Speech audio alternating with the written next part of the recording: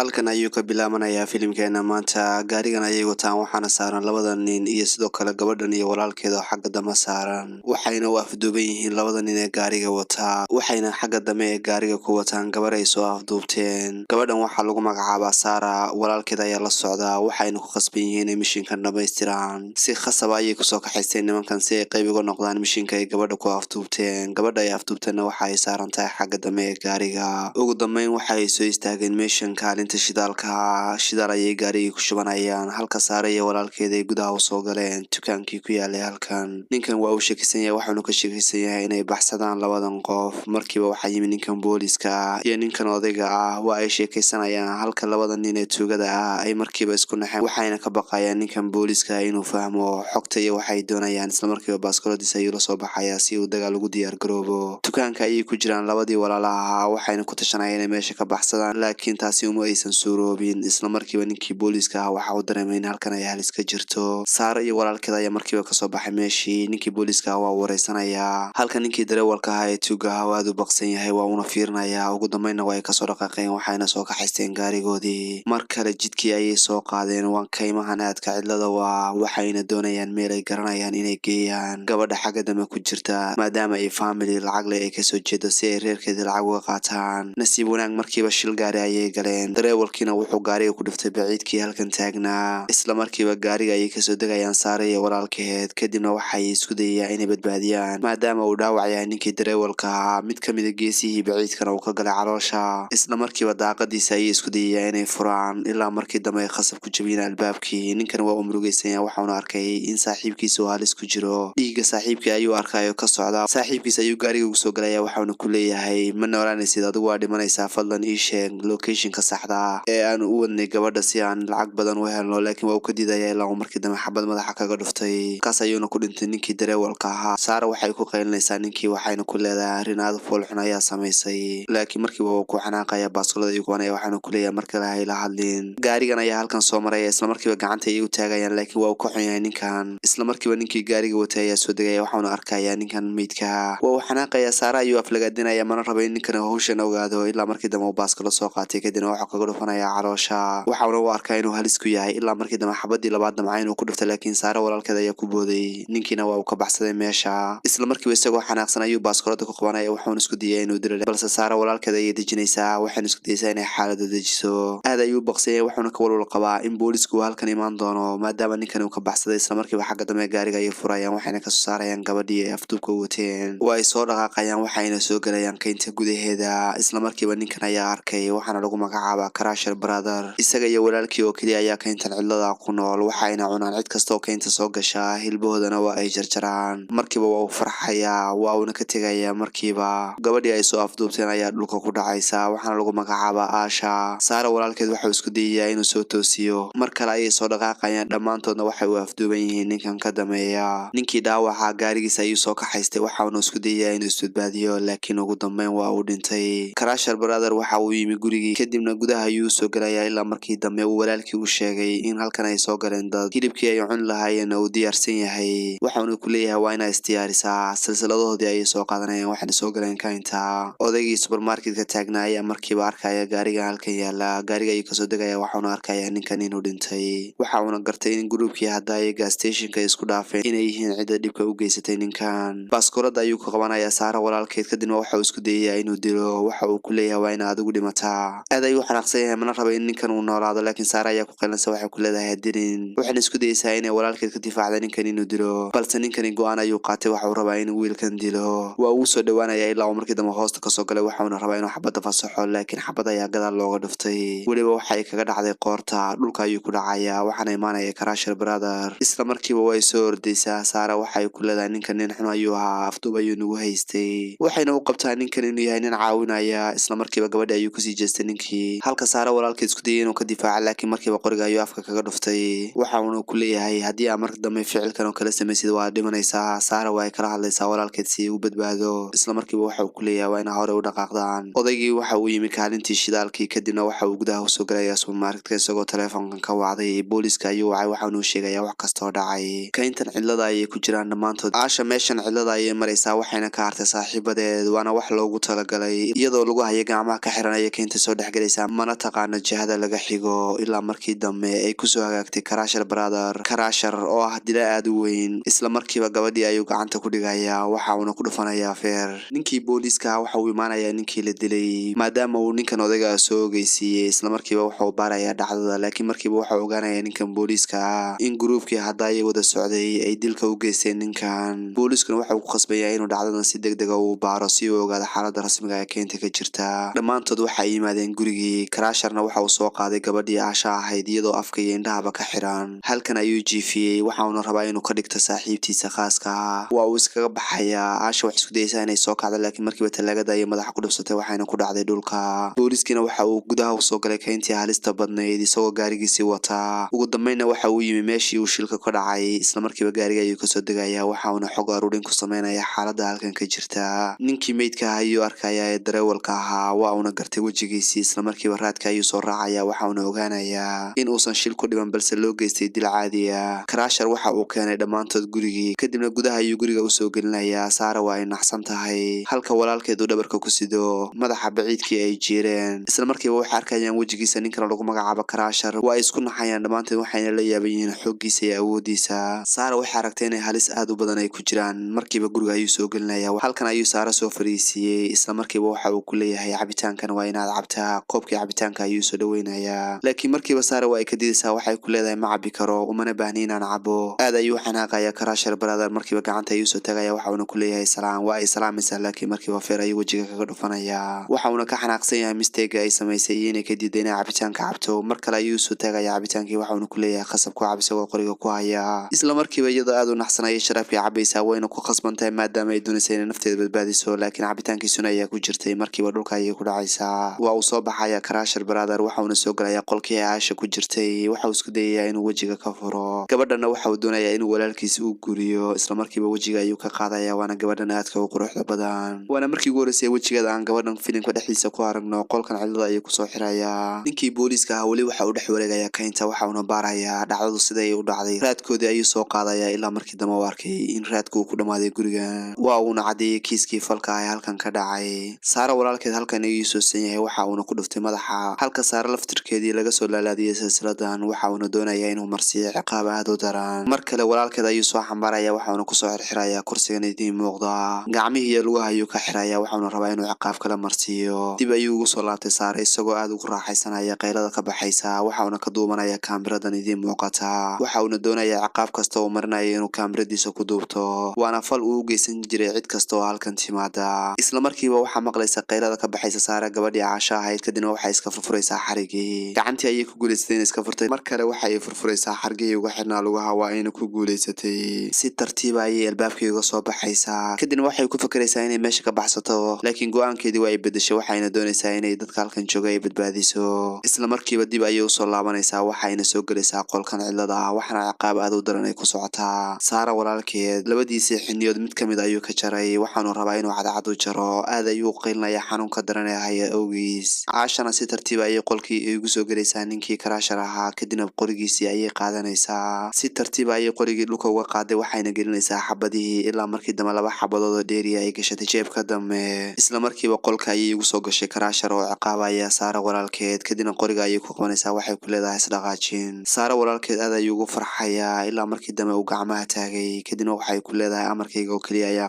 qaadanaysaa. Waxay ku amraysaa inay Sarah walaalkeed ay ka furto gacmaha iyo lugaha. Waa isku dayayaa inuu gacmihii iyo lugihii ka furo. Ugu dambeynna waxay u soo baxeen banaanka. Sarah walaalkeedna waa uu badbaaday. Mar kale Sarah oo geedka saaran dhiig badanna uu ka baxayo ayuu walaalkeed soo dejinayaa halka Aasha weli ay qorigii ku hayso dharkeeda ayay xiranaysaa laakiin saaxiibayaal dhaawac aad u daran ayaa labadoodaba ku yaala. Aasha weli qoriga ayay ku haysaa waxayna ku leedahay hore u soco. Kaynta ayay soo galayaan markana waa uu afduuban yahay Crusher Brother. Si kadisa ayuu isla markiiba qoorta u qabanaya Sarah walaalkeed kadibna waxa uu ku leeyahay isaga ayaan dili doonaa waa inaan qoriga dhulka dhigtid laakiin nasiib darro si xun ayuu dilay. Sarah walaalkeedna iyadoo arkaysa ayuu dhintay. Waa ay qiilinaysaa waxayna ku leedahay maxaa xabada u wadataa ninka ku dhufaa xabada laakiin markiiba waa uu qiilinaya waxa uu ku leeyahay anigu ma dhiman karo. Waa ay khalkhalaysaa Sarah waxayna ku qiilinaysaa gabadhana ma aysan dilin weli ninkii laakiin markiiba qoriga ayay ka qaadaysaa waxayna caloosha kaga dhufanaysaa Crusher Brother. Sarah way u artay walaalkeed laakiin markiiba qoriga ayay ku qabanaysaa waxay ku leedahay sababta aad u dili wada ninkan maxay tahay maadaama uu walaalkeed dilay. Nasiib darro Sarah xabad ayaa lagu dhuftay. Waa ay fiirinaysaa laakiin waa ninkii booliiska ahaa waxa uu uuna dilay Saara. Waxa uu imaanayaa Aash laakiin waxa uu ku leeyahay maxaa u dishay waxa uu ku leeyahay maadaama ay ficil khaldan sameeysay oo rabtay in adiga ku dishay ayaan dilay. Ninkan ma yaqaano waxa meesha ka socda waxa uuna si khaldan u dilay Saara. Gabadhii ayuu soo kaxanaya waxa uu keenaysaa gurigii si uu ogaado falka halkan ka socda. Waxa uu haystaa wax kastoo dhacaya wax normal ah. Guriga ayuu jeegareynaya waxa uu arkaya dhiigan faraha badan ee halkan yaala laakiin markiiba silsilada ayuu la soo baxaya waxa uu xiraya gabadhii Aasha ahayd. Waxa uu dambigii oo dhan dhakada ka saaray iyada. Weli baaritaankiisa ayuu ku jiraa ninkii booliiska mana garanayo meeshan waxa ka socda. Nasiib darro markiiba gadaashiisa ayuu ka soo baxay Crusher kadibna gacanta ayuu ku dhigayaa wejiga ayuu gacanta ka saaray isagoo wejigiisa si arxan daran u burburiyay. Madaxiisii oo dhan waa uu burburay mar kale ayuu soo galaya gabadhii Aasha ahayd oo gurigan ku jirta laakiin markiiba silsilada ay iska furaysaa inta uu soo galin Crusherna waxa uu ku mashquulsan yahay oo weli madaxiisii burburinaya jirkiisina uu gogoynaya askarigii. Qorigan ayay soo qaadanaysaa markiiba uu soo galaya laakiin way ka baxsanaysaa way soo cararaysaa waxayna soo galaysaa kaynta Aasha. Qorigii ayaa cabaysanaysaa waxayna doonaysaa inay ninkan disho halka Crusher uu weli kayntii ku dhex jiro waxa uu raadinayaa gabadhii. Aasha way soo cararaysaa waxayna doonaysaa inay nafteeda badbaadiso laakiin ugu dambeyn gadaasheeda ayay fiirinaysaa waxayna arkaysaa isagoo daba jooga way cararaysaa. Waa uu soo baxsanayaa dhaawac ayaa lugtiisa ku taala maadaama ay xabad ku dhufatay ugu dambeyn way is arkayaan. Aashana qorigeeda ayay diyaarsatay waxay doonaysaa inay disho laakiin nasiib darro waa uu isaga tegay waxa uu arkay inuu meeshan ku dhimanayo maadaama ay gabadhan hubaysan tahay dhaawac daranna uu jirkiisa ku yaalo. Sidaas ayay Aasha ku badbaaday waxayna ka soo baxaysaa kaynta isagoo aad u xanaaqsan ayuu kayntii dib ugu laabtay Crusher dhaawac daranna uu ku yaalo. daawadayaal filimkeeni maanta halkaas ayaan kusoo gabagabeynay waa ku mahadsantihiin daawashada muuqaalka. Fadlan haddii ay tahay markii kugu horeysay aana soo booqato channelka subscribe noo saar. Haddii aad filimkeena maanta ka heshayna fadlan muuqaalka like saar si uu dad badan u gaaro.